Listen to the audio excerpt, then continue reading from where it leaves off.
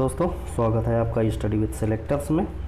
और आज हम आ गए हैं 6 सितंबर 2023 डे वेडनेसडे का करंट अफेयर देखने के लिए। तो आज चलते हैं, आज का करंट अफेयर देखते हैं जो ऑब्जेक्टिव टाइप में हमने आपके लिए 20 क्वेश्चन बनाए हैं। तो आगे देखते हैं। आगे चलने से पहले आप सभी से अपील है, हमारे चैनल स्टडी विद सेलेक्टर्स को लाइक करें, शेयर करें, सब्सक्राइब करें, बेल आइकन दबाना बिल्कुल ना भूलें, जिससे सबसे पहले नोटिफिकेशन आप तक आता रहे। तो आगे चलते हैं, देखते हैं आज का क्वेश्चन नंबर पहला। क्वेश्चन नंबर 1 में क्या कह रहा है। क्वेश्चन नंबर 1, हाल ही में विश्व स्वास्थ्य संगठन ने WHO पारंपरिक चिकित्सा वैश्विक शिखर सम्मेलन 2023 का परिणाम दस्तावेज किस नाम से जारी किया है। ऑप्शन ए असम घोषणा, ऑप्शन बी पंजाब घोषणा, ऑप्शन सी गुजरात घोषणा और ऑप्शन डी हरियाणा घोषणा। तो किस नाम से जारी किया है, किसने? WHO ने, वर्ल्ड हेल्थ ऑर्गेनाइजेशन ने। तो इसका आंसर होगा ऑप्शन सी गुजरात घोषणा के नाम से WHO ने 2023 का जो चिकित्सा वैश्विक शिखर सम्मेलन था उसका दस्तावेज जारी किया है। तो अब WHO विश्व स्वास्थ्य संगठन, तो देखते हैं थोड़ा सा इसके बारे में क्या है। WHO वर्ल्ड हेल्थ ऑर्गेनाइजेशन, इसका हेडक्वार्टर जो है वो जिनेवा में है और इसकी स्थापना जो हुई थी, हेडक्वार्टर जो है वो जिनेवा में है और इसकी स्थापना 7 अप्रैल 1948 में हुई थी। और ये जो सम्मेलन था, जो घोषणा पत्र जारी हुआ है, ये सम्मेलन 17 से 18 अगस्त को यह सम्मेलन गुजरात का एक शहर है गांधीनगर, वहाँ पर यह हुआ था। और जो WHO है उसके जो महानिदेशक हैं, तो महानिदेशक कौन है? Doctor Tedros Adhanom Ghebreyesus.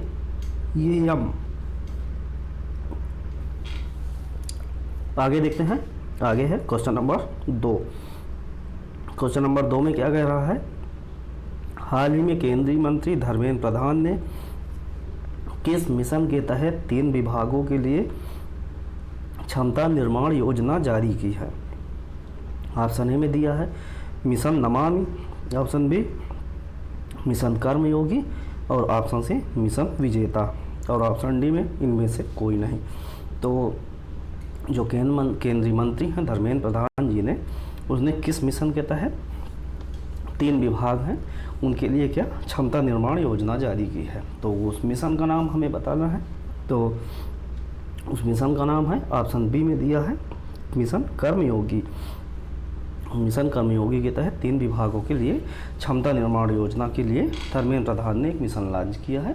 और धर्मेंद्र प्रधान जी का यदि जिक्र आता है तो हम देखते हैं धर्मेंद्र प्रधान जी कौन है। तो धर्मेंद्र प्रधान जी कौशल विकास और उद्यमिता मंत्रालय के मंत्री हैं। तो ये हैं धर्मेंद्र प्रधान। और यदि बात करते हैं तो जो ये क्षमता निर्माण योजना है मिशन कर्मयोगी जो लॉन्च हुआ है, इसका उद्देश्य क्या है। तो इसका उद्देश्य है सरकारी विभागों को भविष्य के लिए तैयार होने, सरकारी जो विभाग हैं उनको भविष्य के लिए तैयार होने और कुशल सार्वजनिक सेवा वितरण के लिए सक्षम बनाना है। तो जितने भी अधिकारी हैं, सरकारी अधिकारी हैं, उनको भविष्य के लिए तैयार करना और कुशल सार्वजनिक सेवा वितरण के लिए सक्षम बनाना, ये मिशन कर्मयोगी का उद्देश्य है। तो आगे देखते हैं क्वेश्चन नंबर 3। क्वेश्चन नंबर 3 में कह रहा है हाल ही में एडॉप्ट ए हेरिटेज 2.0 कार्यक्रम किसने शुरू किया।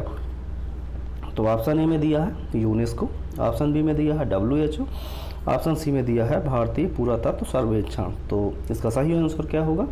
इसका सही आंसर होगा ऑप्शन सी, भारतीय पुरातत्व सर्वेक्षण जो है उसने एडॉप्ट ए हेरिटेज 2.0 कार्यक्रम शुरू किया है। तो अब थोड़ा हम देख लेते हैं भारतीय पुरातत्व सर्वेक्षण ने कहाँ पर किया है। ने ये जो पुरातत्व सर्वेक्षण है वो संवेद ऑडिटोरियम है एक, इंदिरा गांधी राष्ट्रीय कला के नई दिल्ली में। तो उन्होंने स्मारकों के संरक्षण के लिए कॉरपोरेट हितधारकों के साथ ये सहयोग करने के लिए कार्यक्रम शुरू किया है। कौन सा कार्यक्रम? Adopt a heritage 2.0। वो किसने किया है? वो ये जो योजना है इसका शुभारंभ यदि हम बात करते हैं, इसका शुभारंभ केंद्रीय संस्कृति, पर्यटन और उत्तर पूर्वी क्षेत्र विकास मंत्रालय के मंत्री जी हैं जिनका नाम है किशन रेड्डी। उन्होंने एडॉप्ट ए हेरिटेज 2.0 कार्यक्रम का शुभारंभ किया है। तो इस कार्यक्रम में ही एक जानकारी और है कि इस कार्यक्रम में इंडियन हेरिटेज नाम का एक ऐप लॉन्च किया गया है। किस नाम का? इंडियन हेरिटेज एक ऐप लॉन्च किया गया है और एक वेबसाइट बनाई गई है, उसका नाम है ई अनुमति पोर्टल। ई अनुमति पोर्टल अभी देख लेते हैं। भारतीय पुरातत्व सर्वेक्षण जो है वो क्या है, उसके महानिदेशक कौन है? किशोर के बासा। भारतीय पुरातात्विक सर्वेक्षण के जो महानिदेशक हैं वो हैं किशोर के बासा। और इसका मुख्यालय कहाँ पर है? भारतीय पुरातत्व सर्वेक्षण न्यू दिल्ली है। इसकी स्थापना कब हुई थी? इसकी स्थापना 1961 में हुई थी। तो ये है कुछ भारतीय पुरातात्विक सर्वेक्षण से संबंधित कुछ पॉइंट जो आपको याद रखना है। और ऑप्शन ए में देखता है वो यूनेस्को दिया है, तो थोड़ा कुछ यूनेस्को के बारे में जानकारी ले लेते हैं। यूनेस्को जो है वो संयुक्त राष्ट्र शैक्षिक, वैज्ञानिक और सांस्कृतिक संगठन का ये एक हिस्सा है। इसका फुल फॉर्म क्या होता है? संयुक्त राष्ट्र शैक्षिक, वैज्ञानिक और सांस्कृतिक संगठन, या संयुक्त राष्ट्र यूएन की एक विशेष एजेंसी है। ये यूनाइटेड नेशंस की एक विशेष एजेंसी है। कौन? यूनेस्को। जिसका उद्देश्य क्या है? शिक्षा, कला, विज्ञान और संस्कृति में अंतर्राष्ट्रीय सहयोग के माध्यम से विश्व शांति और सुरक्षा को बढ़ावा देना, ये इसका उद्देश्य है। किसका? यूनेस्को का ये उद्देश्य है। और इसके सदस्य देश की यदि हम बात करते हैं यूनेस्को में कितने हैं, तो 194 देश जो हैं वो इसके सदस्य हैं। इसका जो हेड क्वार्टर है वो कहाँ है? वो फ्रांस की राजधानी पेरिस है, वहाँ पर इसका हेड क्वार्टर है। स्थापना की बात करें तो 16 नवंबर 1945 को इसकी स्थापना हुई थी। और इसके यदि महानिदेशक हैं तो ये कल भी हमने बताया था, आज फिर बता देते हैं। इसके जो महानिदेशक हैं वो हैं ऑड्रे अजोले, यूनेस्को के महानिदेशक हैं। अब देखते हैं ऑप्शन बी में दिया है WHO, जो हम क्वेश्चन नंबर 1 में बहुत ही अच्छे से आपको बता चुके हैं। तो इस प्रकार क्वेश्चन नंबर 3 का आंसर ऑप्शन सी होगा। भारतीय पुरातत्व सर्वेक्षण उन्होंने एडॉप्ट ए हेरिटेज 2.0 कार्यक्रम को लॉन्च किया है। तो आगे देखते हैं क्वेश्चन नंबर 4। वन कार्ड के साथ वीजा सह branded metal credit card launch किया है। Option A Indian Bank, option B HDFC bank, option C SBI, या ऑप्शन डी में जो दिया है केनरा बैंक। तो किसने वन कार्ड के साथ वीजा सह branded metal credit card launch किया है? तो इसका आंसर होगा option A Indian bank. Indian bank इसका सही आंसर होगा। क्वेश्चन नंबर 4 का ऑप्शन ए सही है। आगे देखते हैं क्वेश्चन नंबर 5। हाल ही में इटालियन ग्रांड प्री 2023 का खिताब किसने जीता है? Option A Jimmy Neeson, option B Rafael Nadal, option C Novak जोकोविच, और ऑप्शन डी जो दिया है वो मैक्स वेरस्टैपेन। तो इसका सही आंसर क्या होगा? इटालियन ग्रांड प्री 2023 का खिताब ऑप्शन डी में दिया है मैक्स वेरस्टैपेन, इन्होंने ही ये खिताब जीता है। तो इसका सही आंसर होगा ऑप्शन डी मैक्स वेरस्टैपेन। तो क्वेश्चन नंबर 5 की यदि बात करते हैं तो इटालियन ग्रांड प्री की जब बात करते हैं तो ये जो 2023 का हुआ था तो ये कौन सा संस्करण था? तो ये 93वां संस्करण था।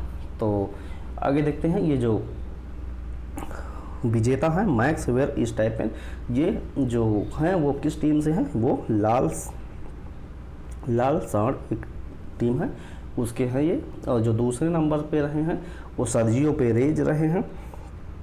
सर्जियो पेरेज वो भी इसी टीम के हैं।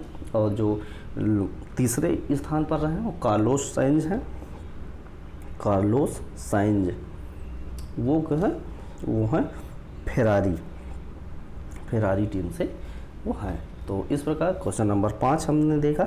आगे देखते हैं क्वेश्चन नंबर 6। क्वेश्चन नंबर 6 में कह रहा है हाल ही में डूरंड कप 2023 का विजेता कौन है। तो इसका आंसर आप 15 सेकेंड लीजिए। ऑप्शन ए में दिया है कर्नाटक चैंपियंस, ऑप्शन बी में दिया है ईस्ट बंगाल, ऑप्शन सी में दिया है मोहन बगान और ऑप्शन डी में दिया है इनमें से कोई नहीं। तो डूरंड कप 2023 का विजेता कौन है ये आपको बताना है। डूरंड कप आपको ये बताना है कि किस खेल से संबंधित है। 10 सेकंड का हम वेट कर रहे हैं, आपका आंसर आए, आप सोचिए और उसके बाद आप बताइए, मैं उसके बाद आंसर आपको बताता हूँ। तो इसका आंसर क्या होगा, इसका आंसर होगा ऑप्शन सी में दिया है मोहन बगान। तो ये इसका सही आंसर होगा। डूरंड कप 2023 का विजेता कौन है, मोहन बगान। और इसका उप विजेता है ऑप्शन बी में दिया है ईस्ट बंगाल, ये इसका उप विजेता है। तो ये डूरंड कप जो है वो किस खेल से संबंधित है, ये फुटबॉल से संबंधित प्रतियोगिता होती है। तो एक तो ये हुआ। और ये डूरंड कप का ये कौन सा संस्करण है, ये 132वां संस्करण इस बार खेला गया है। तो जो पहला संस्करण है वो कब खेला गया, वो खेला गया 1888 में, कि इसीलिए ये 132वां है। तो और इसका जो विजेता है मोहन बगान, उन्होंने 1-0 से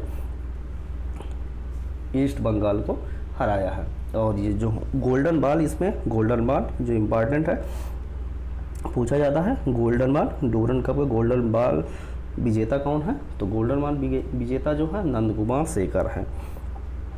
नंद कुमार शेखर ये किस टीम से संबंध रखते हैं, ये पूर्वी बंगाल ईस्ट बंगाल से संबंध रखते हैं। और यदि हम इसकी बात करें तो इस डूरंड कप में किस किस देश की टीमों ने भाग लिया, तो नेपाल, भूटान और बांग्लादेश के देशों के साथ कुल मिलाकर 24 टीमों ने इस प्रतियोगिता में भाग लिया था। अब थोड़ा सा हम देख लेते हैं कि ये डूरंड कप जो है वो नामकरण जो पड़ा है डूरंड कप वो किसके वजह से पड़ा है। तो एक भारत सरकार के विदेश सचिव थे जिनका नाम क्या था, सर हेनरी मोर्टिमर डूरंड। तो इन्हीं के नाम पर इस डूरंड कप का नाम पड़ा है। ये भारत सरकार में एक विदेश सचिव थे। तो इस प्रकार क्वेश्चन नंबर 6 का आंसर ऑप्शन सी मोहन बगान होगा। आगे देखते हैं क्वेश्चन नंबर 7। क्वेश्चन नंबर 7 में क्या कह रहा है, हाल ही में जिम्बाब्वे के पूर्व क्रिकेट कप्तान का निधन हो गया, उनका नाम बताइए। तो ऑप्शन है Henry Olonga, option B Sean Irvine, option C Heath Streak और ऑप्शन डी तदिंदा ताइबू। तो ये 4 जो खिलाड़ी हैं ये जिम्बाब्वे के हैं और इनमें किसकी डेथ हो गई है, तो ऑप्शन सी दिया है हीथ स्ट्रीक। ये पूर्व कप्तान रहे हैं कहाँ के, जिम्बाब्वे क्रिकेट टीम के। तो इनका अभी कुछ दिन पहले अफवाहों में भी ये था कि ट्विटर में भी खूब वायरल हुआ कि हीथ स्ट्रीक की डेथ हो गई। तो उसके बाद उन्होंने एक ट्वीट करके अपने दोस्त जिसने ये बात जानकारी दी थी सोशल मीडिया पे, उनको गलत फहमी हुई थी उनको जानकारी के अभाव में, तो उन्होंने रिप्लाई दिया कि नहीं अभी थर्ड एम्पायर का कॉल नहीं हुआ है और मैं अभी वेल अप टू डेट हूँ। तो इस प्रकार अभी कुछ दिन पहले ही अफवाह उड़ी कि उनकी डेथ हो गई और संयोग इतना अच्छा नहीं रहा कि और फिर उनकी डेथ हाल ही में हो गया। वो कैंसर से खैर इस समय पीड़ित थे तो इसलिए उनकी डेथ हुई है।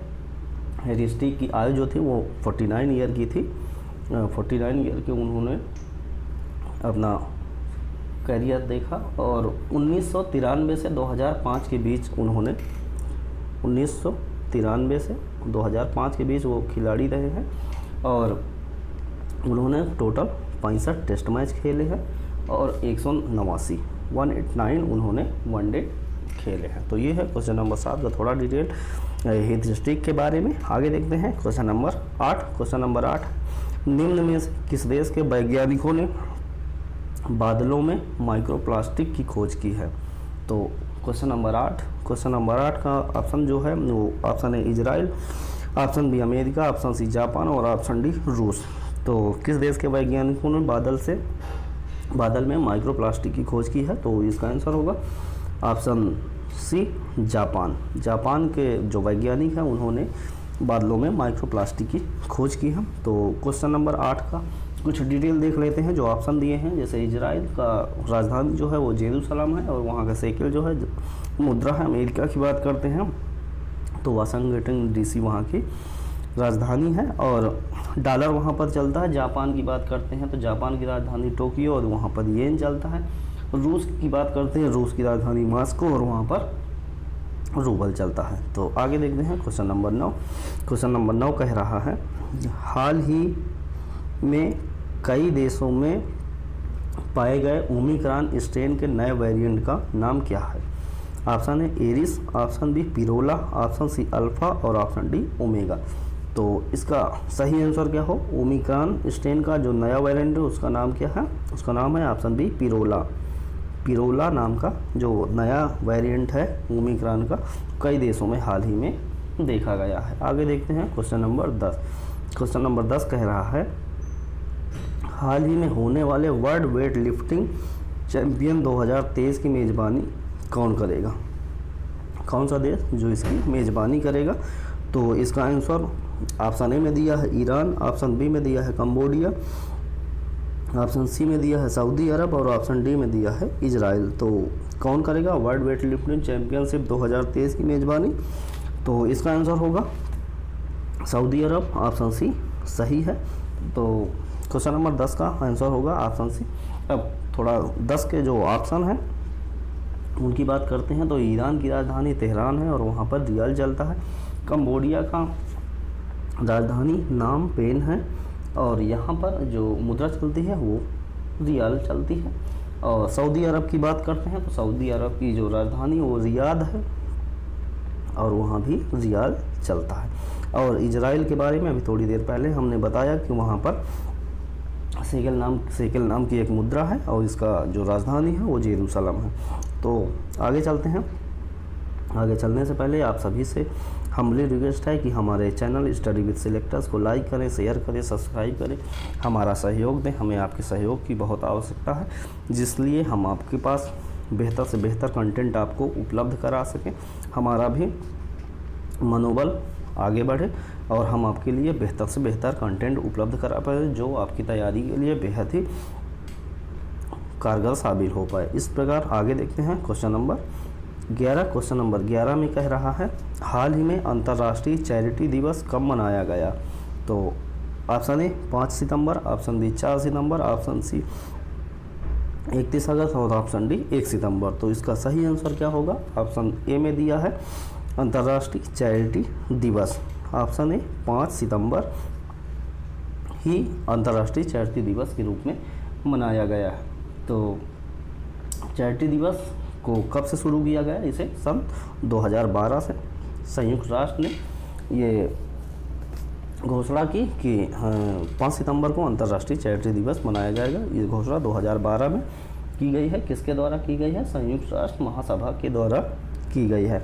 आगे देखते हैं क्वेश्चन नंबर 12। क्वेश्चन नंबर 12 में क्या कह रहा है, हाल ही में उड़ीसा के नीलकारा से किसका सफल परीक्षण किया गया है? Option A Azad, option B Jayante, option C Agnimitra और ऑप्शन डी नाभमित्र।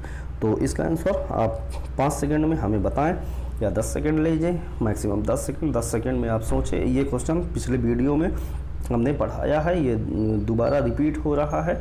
बहुत ही मोस्ट इम्पॉर्टेंट क्वेश्चन है, इसलिए आप 5 मिनट में 5 सेकंड में इसका आंसर दें।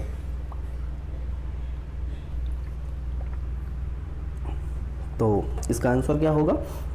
क्वेश्चन नंबर 12 का आंसर नीलकारा से किसका सफल परीक्षण किया गया? ऑप्शन डी में दिया है नाभमित्र। नाभमित्र है इसका सफल परीक्षण किया गया है। इस उपकरण का जो उद्देश्य है जो नाभ मित्र है उसका उद्देश्य क्या है कि मछुआरों की सुरक्षा को बढ़ाना है। यह मछुआरों की सुरक्षा को बढ़ाने के लिए नाभ मित्र जो है उड़ीसा के निनकारा से इसका परीक्षण किया गया है, सफल परीक्षण हुआ है। यह उपग्रह आधारित संचार के माध्यम से, कौन, नाभ मित्र उपग्रह आधारित संचार के माध्यम से संचालित होता है और समुद्र में नावों और ज़मीन पर जो अधिकारी हैं उनके बीच को दो तरफा संदेश भेजे जाने में ये सक्षम बनाता है। तो कौन बनाता है, नाभ मित्र जो है। तो इस प्रकार क्वेश्चन नंबर 12 का आंसर क्या होगा, ऑप्शन डी, और हमने डिटेल भी देखा। आगे देखते हैं क्वेश्चन नंबर 13। क्वेश्चन नंबर 13 में कह रहा है, हाल ही में उड़ीसा राज्य विधानसभा के पूर्व अध्यक्ष का निधन हो गया, उनका नाम क्या है। Option A Shobhana Awasthi, option B Suraj Patro, और ऑप्शन सी अमित मिल, और ऑप्शन डी हेमंतानंद दूरी। तो इसका आंसर क्या होगा, इसका आंसर होगा ऑप्शन बी सूरज पात्रो। सूरज पात्रो जो हैं वो कहाँ के विधानसभा के पूर्व अध्यक्ष रह चुके हैं, वो उड़ीसा राज्य के विधानसभा के अध्यक्ष रह चुके हैं, उनका हाल ही में निधन हो गया। तो क्वेश्चन नंबर 13 जो है, क्वेश्चन नंबर 13 का आंसर होगा ऑप्शन बी सूरज पात्रो। आगे देखते हैं क्वेश्चन नंबर 14। क्वेश्चन नंबर 14 में क्या कह रहा है, हाल ही में किस राज्य विधानसभा ने बहुविवाह पर प्रतिबंध लगाने के लिए एक विधेयक पेश किया है। तो option A Assam, option B Goa, option C Madhya Pradesh, option D Kerala. तो किस राज्य की विधानसभा ने ये बहुविवाह पर प्रतिबंध लगाने के लिए एक विधेयक पारित किया है। तो इसका आंसर क्या होगा, इसका आंसर होगा ऑप्शन ए असम। असम राज्य है जो बहुविवाह पर प्रतिबंध लगाने के लिए एक विधेयक पेश किया है। अब हम देखते हैं असम की यदि बात करते हैं तो वहाँ के सीएम हेमंत विश्व शर्मा है और वहाँ के जो गवर्नर है वो गुलाबचंद कटारिया हैं। तो ये असम की बात करते हैं। और यदि गोवा की बात करते हैं तो गोवा में प्रमोद सावंत जो है वो सीएम है और जो पीएस श्रीधरन पिल्लाई वहाँ के गवर्नर हैं। मध्य प्रदेश की यदि हम बात करते हैं तो शिवराज सिंह चौहान वहाँ के सीएम हैं और मंगू भाई छगन भाई पटेल जो हैं वहाँ के गवर्नर हैं। यदि हम केरल की बात करते हैं तो केरल में जो सीएम हैं वो पिनराई विजयन है और आरिफ मोहम्मद जी जो हैं वो वहाँ के गवर्नर है। तो आगे देखते हैं क्वेश्चन नंबर 14। क्वेश्चन नंबर 14 हो चुका है। Question number 15। तो हाल ही में द्रौपदी मुर्मू ने दिल्ली के राजघाट में किसकी प्रतिमा का अनावरण किया है। तो option A Mahatma Gandhi, option B Jagjivan Ram, option C जो दिया है वो दिया है इंदिरा गांधी और ऑप्शन डी इनमें से कोई नहीं। तो हमारी जो राष्ट्रपति हैं द्रौपदी मुर्मू ने दिल्ली के राजघाट में किसकी प्रतिमा पर अनावरण किया है। तो ऑप्शन ए महात्मा गांधी इसका सही आंसर होगा और ऑप्शन बी में जो दिया है जगजीवन राम, ऑप्शन सी वो नहीं होंगे। अब थोड़ा देख लेते हैं कि महात्मा गांधी की जो समाधि स्थल है उसका नाम क्या है। बहुत बार पूछा गया है। जगजीवन राम, इंदिरा गांधी और जवाहरलाल नेहरू, इनके समाधि स्थल का नाम क्या है। तो जैसे महात्मा गांधी की बात करते हैं तो इनके समाधि स्थल का नाम सागर वन है और जीवन राम जो हैं बाबू जगजीवन राम उनका क्या है, उनका समता स्थल है। और यदि इंदिरा गांधी की बात करते हैं तो उनके समाधि का नाम शक्ति स्थल है। और एक जो बेहद मोस्ट इम्पॉर्टेंट है जवाहरलाल नेहरू, जे.एल. नेहरू को जो है उसको कहते हैं शांति वन। तो इस प्रकार क्वेश्चन नंबर 15 का हमने डिटेल देखा। आगे देखते हैं क्वेश्चन नंबर 16। क्वेश्चन नंबर 16 में कह रहा है हाल ही में किसे MS स्वामीनाथन पुरस्कार प्रदान किया गया है। Option A Sudhanshu Saxena, option B Deepak Agarwal, option C P. Satyanarayana और ऑप्शन डी अनिल अवस्थी। तो किसको MS स्वामीनाथन पुरस्कार प्रदान किया गया है। ऑप्शन सी में दिया है P. सत्यनारायण, इनको हाल ही में MS स्वामीनाथन पुरस्कार से सम्मानित किया गया है। अब MS स्वामीनाथन कौन थे। MS स्वामीनाथन हरित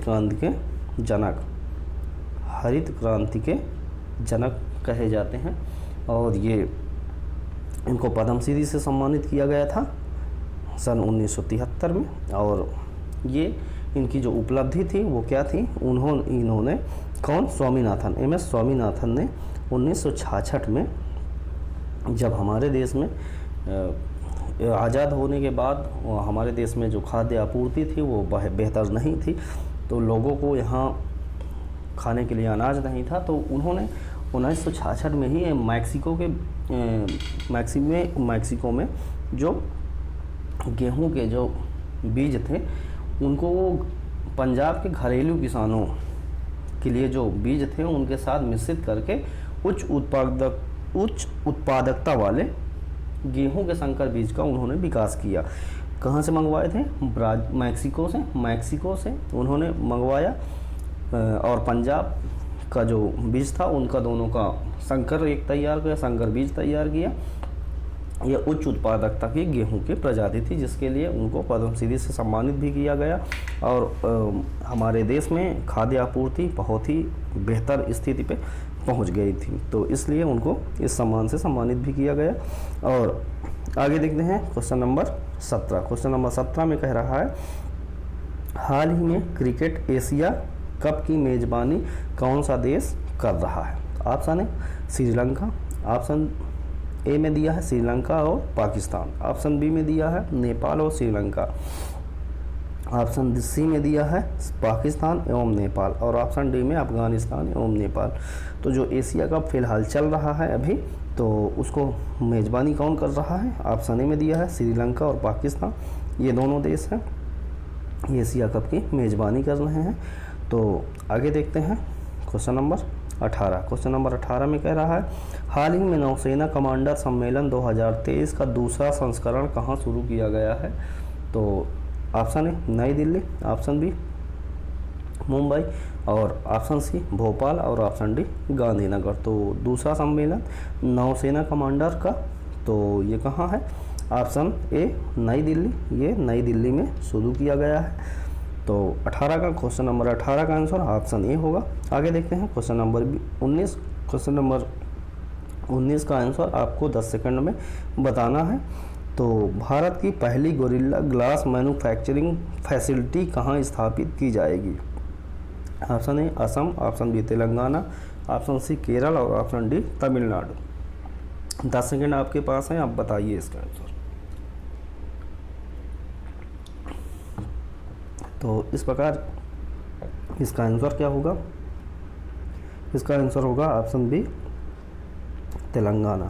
तो क्वेश्चन नंबर 19 का ऑप्शन बी तेलंगाना सही आंसर है। आगे देखते हैं, और आज के ऑब्जेक्टिव टाइप में ये हमारा लास्ट क्वेश्चन होगा।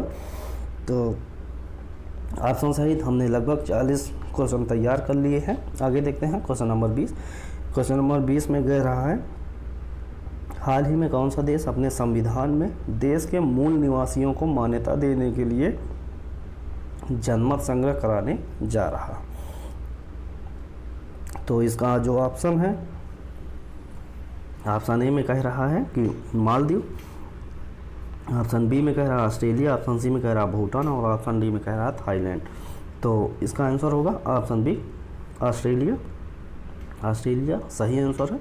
ऑस्ट्रेलिया अपने संविधान में देश के मूल निवासियों को मान्यता देने के लिए जनमत संग्रह कराने जा रहा है। मोस्ट इम्पॉर्टेंट क्वेश्चन है, इंटरनेशनल मोस्ट इम्पॉर्टेंट क्वेश्चन है ये, इसको बहुत ही ध्यान रखना पड़ेगा आपको, ये एग्ज़ाम में आने की पूरी संभावना है। तो आगे चलते हैं, आगे देखते हैं परीक्षा की तरफ से महत्वपूर्ण करेंट अफेयर के हम कुछ वन लाइनर पॉइंट लेके आते हैं जो आपके लिए बेहद ही महत्वपूर्ण होते हैं। ये 5 क्वेश्चन होते हैं, ये बहुत ही इम्पॉर्टेंट होते हैं, इसको बहुत ध्यान से आपको देखना है।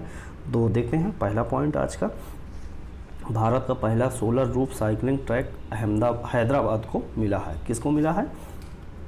हैदराबाद को। जिसमें लिखा हो भारत का पहला, यूपी का पहला, या जो किसी भी स्टेट का पहला हो, वो मोस्ट इम्पॉर्टेंट क्वेश्चन बन जाता है, इसलिए ये क्वेश्चन बहुत ही इम्पॉर्टेंट है। अगला पॉइंट देखते हैं, social entrepreneur of the year का पुरस्कार सुचिन बजाज को दिया गया है।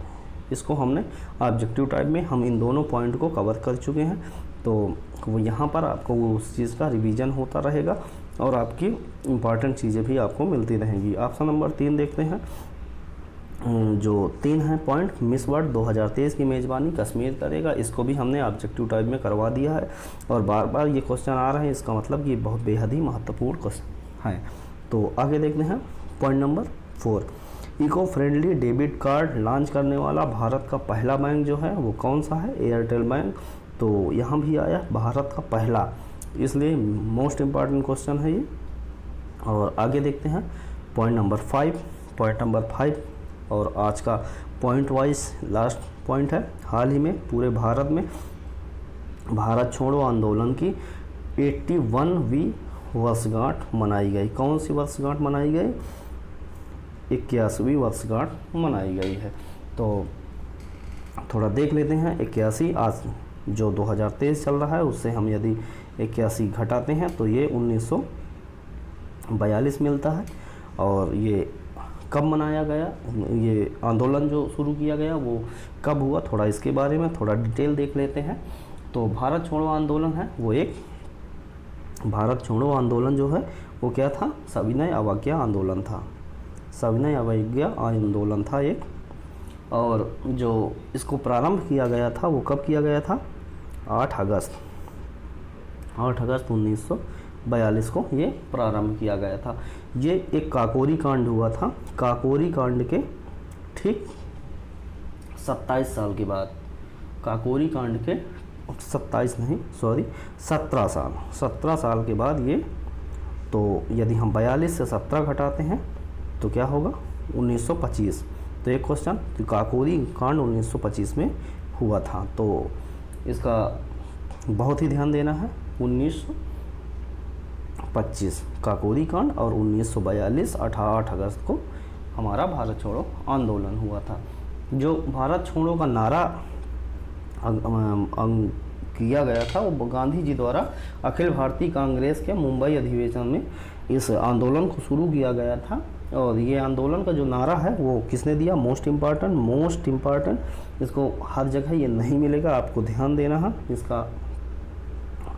यूसुफ मेहर अली, उन्होंने ही ये नारा दिया था। भारत छोड़ो का जो नारा है यूसुफ मेहर अली ने ही दिया था। और ये जो भारत छोड़ो आंदोलन है ये क्यों लाया गया, किसकी विफलता पर? तो क्वेश्चन बनता है, बहुत बार पूछा गया है। क्रिप्स मिशन जो है, क्रिप्स मिशन को जब विफल घोषित कर दिया गया तो उसके जस्ट बाद भारत छोड़ो आंदोलन शुरू कर दिया गया था।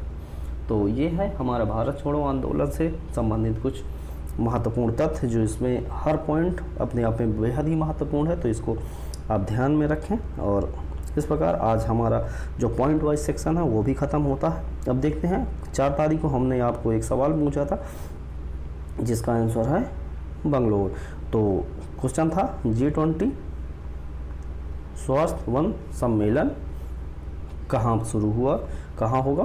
तो बंगलौर में होगा। अब देखते हैं आपके लिए हम पिछले दिन का एक सवाल जो है उसको लेते हैं और उसको देखते हैं आज का सवाल क्या है। तो सवाल कह रहा है इंटर इन्वेस्टर ग्लोबल समिट का उद्घाटन कहाँ किया जाएगा? Option A Dehradun, option B Ahmedabad, option C Rameswaram और ऑप्शन डी इनमें से कोई नहीं। तो ग्लोबल इन्वेस्टर समिट का उद्घाटन कहाँ किया जाएगा, इसका आंसर आपको कमेंट बॉक्स में देना है। इस सवाल का जवाब हम अगले वीडियो में देंगे। और इस सवाल को हमने पिछले जो वीडियो है उसमें डिटेल से बताया है, तो पहले उस वीडियो को देखें, उसमें इसका आंसर हमने डिटेल से बताया। फिर आप आएंगे इसमें चेक करेंगे कि हाँ हमें कितना याद रहता है, कितना भूल जाता है। ये प्रक्रिया जो है ये हम हर एक सीरीज़ में लाते हैं कि आप बहुत ही ध्यान से पढ़ें। उस 20 क्वेश्चन में कोई भी हम अगले जो वीडियो है उसमें रखते हैं और आप अपने आप को एनालाइज कर सकते हैं। तो आप सभी पुनः एक बार अपील है कि हमारे चैनल स्टडी विद सिलेक्टर्स को लाइक करें, शेयर करें, सब्सक्राइब करें, बेल आइकन दबाना बिल्कुल न भूलें। और जो ये वीडियो है इसका जो PDF है इसको पाने के लिए जो डिस्क्रिप्शन में टेलीग्राम का लिंक है उस पर जाएं, क्लिक करें और हमें टेलीग्राम ज़रूर ज्वाइन कर लें।